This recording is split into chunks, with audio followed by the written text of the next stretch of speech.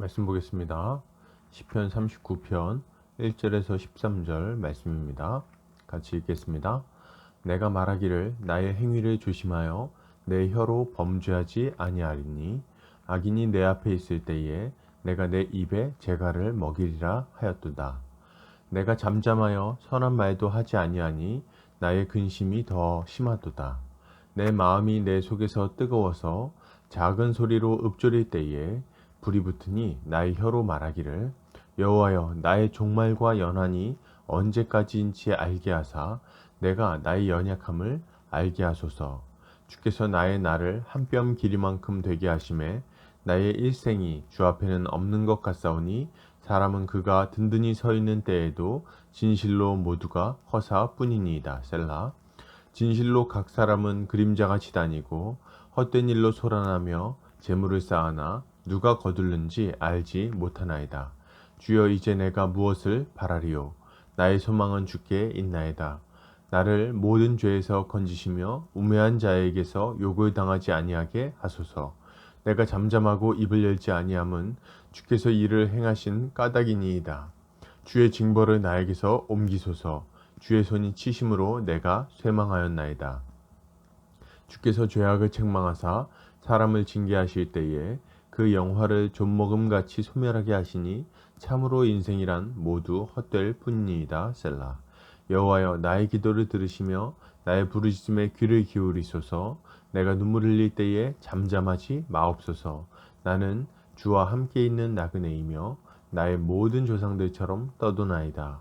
주는 나를 용서하사 내가 떠나 없어지기 전에 나의 건강을 회복시키소서. 아멘. 시편 39편 1절에서 13절까지 종말과 연한을 알게 하소서라는 제목으로 말씀 보겠습니다. 신자가 이 땅을 살다 보면 억울한 일도 많이 당하고 힘든 일도 많이 겪습니다. 그 중에는 주님의 징계를 받아 당하는 어려움도 있죠. 이런 일을 당할 때 신자가 가져야 할 태도는 무엇일까요? 오늘 본문을 통해 함께 살펴보겠습니다. 오늘 시편 기자는 이렇게 말합니다. 내가 말하기를 나의 행위를 조심하여 내 혀로 범죄하지 아니하리니 악인이 내 앞에 있을 때에 내가 내 입에 재갈을 먹이리라 하였도다. 내가 잠잠하여 선한 말도 하지 아니하니 나의 근심이 더 심하도다. 시편 기자는 하나님 앞에서 자신의 행위와 말을 조심해야겠다고 생각합니다. 경솔하게 말하고 행동하다가 더 죄를 범하지 않기를 바란 거죠. 아마도 그는 하나님께 징계를 받고 있는 중이었던 것 같습니다. 그래서 그는 악인들이 자신을 조롱하고 공격할 때도 함부로 싸우지 않고 반항하지도 않기로 결단합니다. 그런데 이게 참 힘든 일입니다. 악인들이 교만하게 행하고 함부로 말하는 것을 들으면서 그는 마음이 타들어가는 것 같습니다. 속에서 불이 붙는데 말을 안 하고 있으니 너무 괴로운 거죠. 그는 이러한 답답함과 고통 속에서 작은 소리로 하나님 앞에 자신의 고통을 토로합니다. 이러한 다윗의 고백은 다윗의 말년을 생각나게 합니다. 그는 하나님께 징계를 당해서 압살롬에게 쫓겨다니죠. 비참하게 도망가는 다윗을 시므이라는 자가 쫓아가며 저주하기까지 합니다. 그때 다윗은 아무 말도 하지 않고 묵묵히 그 저주를 받아들입니다. 그것이 하나님이 하시는 일임을 알았기 때문에 그렇습니다. 다윗은 하나님께서 이 일로 자신이 저주를 당하고 비참하게 쫓겨나는 이 일로 자신을 불쌍히 여겨주시고 용서해 주시기를 구합니다. 그리고 하나님은 다윗의 회개를 받으시고 다시 회복시켜 주시죠.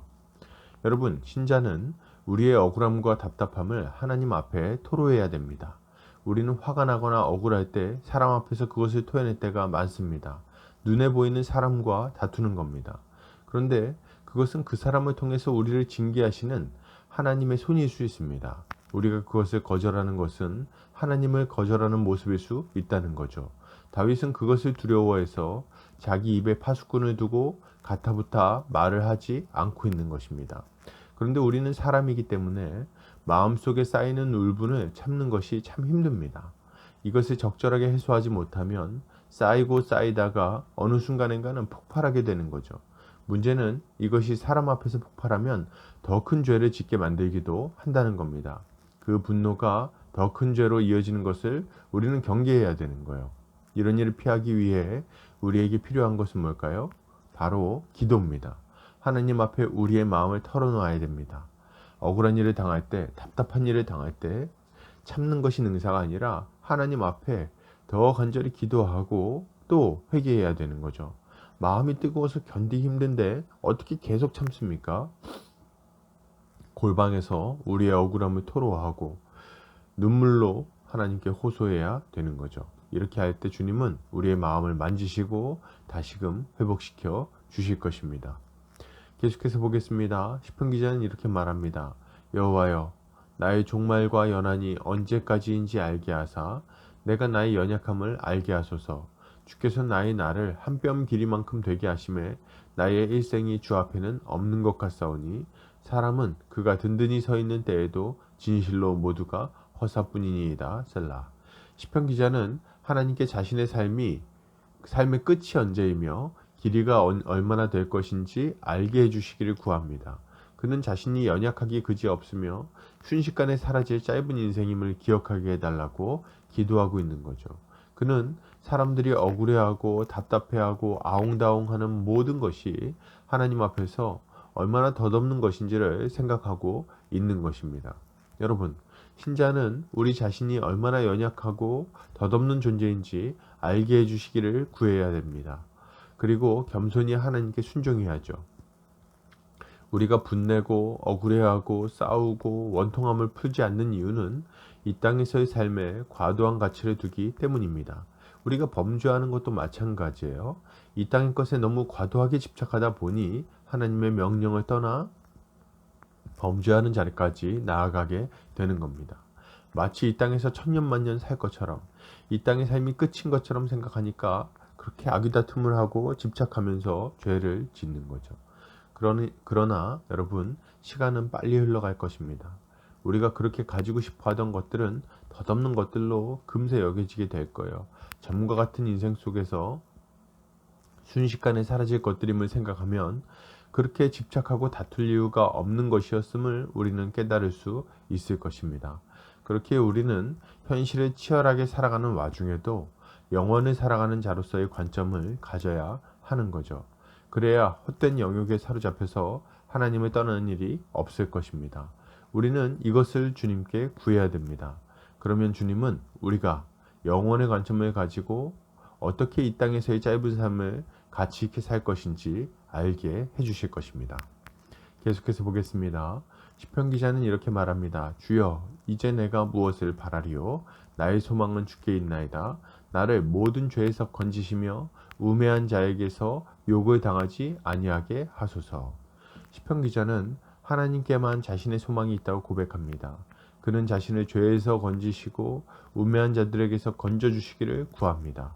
자신이 고통 중에 잠잠했던 이유는 죄로 인한 하나님의 징계임을 알았기 때문이라고 고백하죠. 그리고 다시금 자신을 회복시켜 주시기를 구하고 있습니다. 여러분, 신자는 하나님의 징계를 당할 때 반항할 것이 아니라 겸손히 고개를 숙이고 회개해야 되겠습니다. 이것만이 여러분 살 길입니다. 이것이 회복의 길입니다. 주님은 우리가 죽는 것을 기뻐하지 않으세요. 주님은 우리가 회복되기를 바라십니다. 다만 그것을 위해서 우리를 엄하게 책망하실 뿐인 거죠. 그러니 거기에 대들 이유가 없습니다. 반항할 이유가 없어요.